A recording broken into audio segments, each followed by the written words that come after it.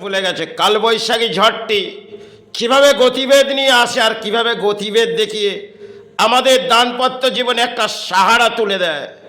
তখন আমরা মা মা করে চিৎকার করতে থাকি। এটা দেখবেন ধর্মের মাঝেও আমরা চিৎকার করে যাব, কারণ মা মা ছাড়া আর উপায় নেই। বাংলার মাতৃরূপের সেবা হয়তো আবির্ভাব বাংলায় একটা সময় আবির্ভাব হয়েছে, তাই এই বাংলা গর্ব ছিল যে মাতৃরূপের যারা সেবা করে গেছে সাধনার জগতে এক একজন, তারা মা মা করে চিৎকার করে ধর্মের জাগিয়ে গেলেন আর সবাইকে তে ধর্ম জেগেছিলেন। এক একটা সাধক মহান এসেছিলেন, তারা ধর্ম জাগাতে এসেছিলেন।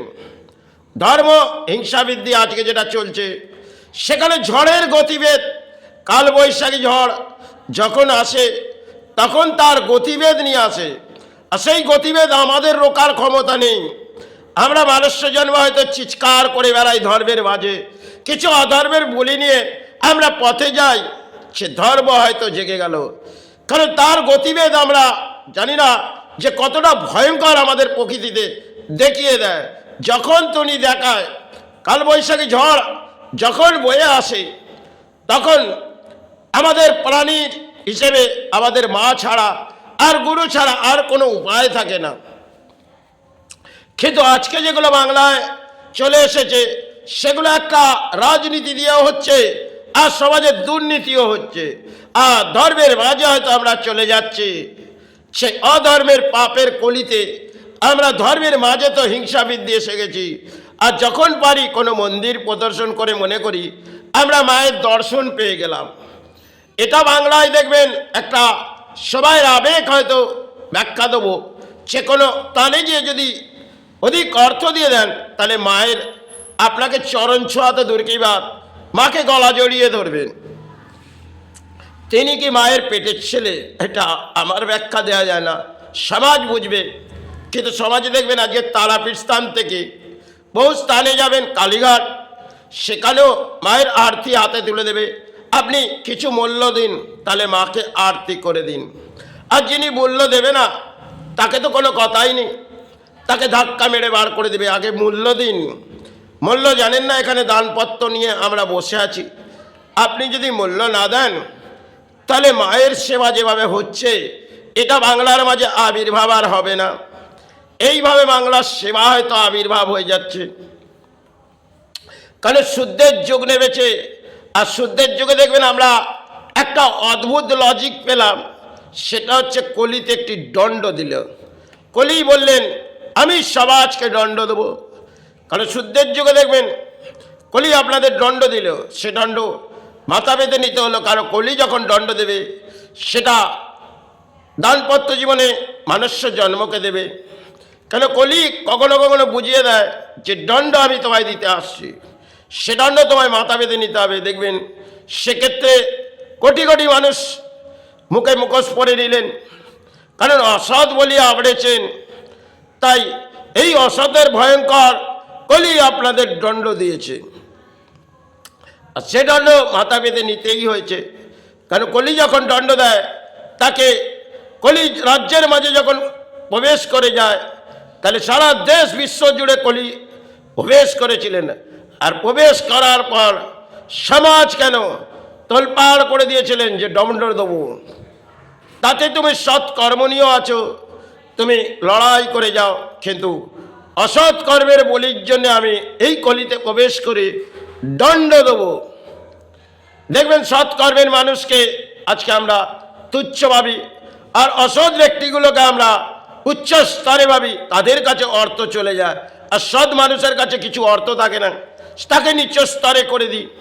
আর যখনই আমরা নিচ্চ স্তরে এটা দেখিয়ে আসছি, তাহলে কলি আমাদের বুঝিয়ে দিয়ে যাবে সে দেখো সবাই তোমাদের দণ্ড দিলাম, এ দণ্ড কিন্তু তোমাকে মাথা পেতে নিতে হবে। কারণ কলি যখন দেবে, কলি অদ্ভুত কিছু দেখায়, সময় সময় দেখবেন কলি বুঝিয়ে দেয়। একটা পতাকা পড়ে যাওয়া, একটা পতাকা জ্বলে যাওয়া, এগুলো কলিতে জগন্নাথ মন্দিরের একটা অদ্ভুত ইতিহাস হয়তো। কিন্তু যা হচ্ছে সেটা সময়ের অঙ্কের খেলা, আর সময় অঙ্কে আমরা ধর্মটাকে তো তলানিতে ফেলে দিয়েছি, অধর্মের বলি আমরা হয়তো পথে যাচ্ছি। আর কিছু ব্যাখ্যা দিচ্ছি যাতে রাজ্য সাহারা এসে যায়। স্যার, একটা মন্দির গড়ে দিলে আমাদের রাজ্য যদি সাহারাও গড়ে যায়, এ আমাদের পরম সৌভাগ্য নয়, দুর্ভাগ্য। আর এই দুর্ভাগ্যের মাঝেই বাংলা চলছে, কারণ রাজ্য রাজনীতিতে তোলপাড় হচ্ছে আর ধর্ম তলানিতে চলেই গেছে। ফিরে হয়তো এই মানুষ্য জন্মে আর থাকা যাবে না, তবে কলির যা অদ্ভুত খেলা, কারণ শুদ্ধের যুগে এসে যা কিছু দেখছি এ এক দণ্ড ছাড়া আর কিছু নেই। তবে কলির রাজ্যে যখন প্রবেশ করেছি, তাহলে কলির দণ্ড আমাকে মেনে নিতেই হবে। কারণ কলিতে দেখবেন সৎ কর্ম নিয়ে যদি লড়াই করেন, অসৎ ব্যক্তিগুলো আপনাকে দণ্ড দেবে, আর সে দণ্ড আপনাকে মেনে নিতে হবে। কারণ আজকে অসতে ভরাডুবি, সতের বলে কিছু নেই, আছে হৃদয়, বাকি কিছু নেই, সবই অর্থের খেলা। তাহলে অর্থের যখন এই কলির রাজ্যে এত ভয়ঙ্কর খেলা চলছে, সেখানে সমাজের কোটি কোটি মানুষ মেনে নিচ্ছে, কিন্তু এই কোটি কোটি মানুষকে কলি দণ্ডে দেখাবে, সে দণ্ডের শিকার হতে হবে। আর যখন কোনো ঝড় বয়ে আসবে কলি, তাতেও দেখিয়ে যাবে দেখো। কারণ যখন দেখবেন এই বাংলায় মাতৃরূপের সেবা আবির্ভাব হয়েছিল, আজ হয়তো সেবাটা আবির্ভাব হয় এটা অর্থের কারণে। কিছু জায়গায় জায়গায় দেখবেন দানপত্র বসে গেছে, আর মাকে দান দাও, মা যে ভিখারি, মাকে ভিক্ষা দাও, মা তার খেতে পাবে না। এই সমাজের পরিস্থিতি। আর এই সমাজে কিছু মন্দির গড়ে দিয়ে আমাদের ধর্ম জেগে যাবে এটা মনে হয় না। ধর্মের জায়গায়, কিন্তু ধর্ম নিয়ে আমরা হিংসা বৃদ্ধি সৃষ্টি করেই ফেলেছি। আর আত্মাবৃত্তি তো অপবিত্র হয়ে গেছে। তাহলে আত্মাবৃত্তি যখন অপবিত্র হয়ে যাবে, এই জবানটা যে অসতে ভরা হয়ে যাবে, তাহলে এই জবানে কলি দণ্ড দেবে। সেটা এক ভয়ঙ্কর দণ্ড কলি দিলেন বটে।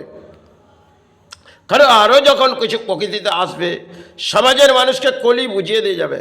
কারণ সমাজে যখন উত্তাল হয়ে ওঠে, তখন সমাজকে দেখিয়ে দেয় কলি। এটা কলির অদ্ভুত ইতিহাস।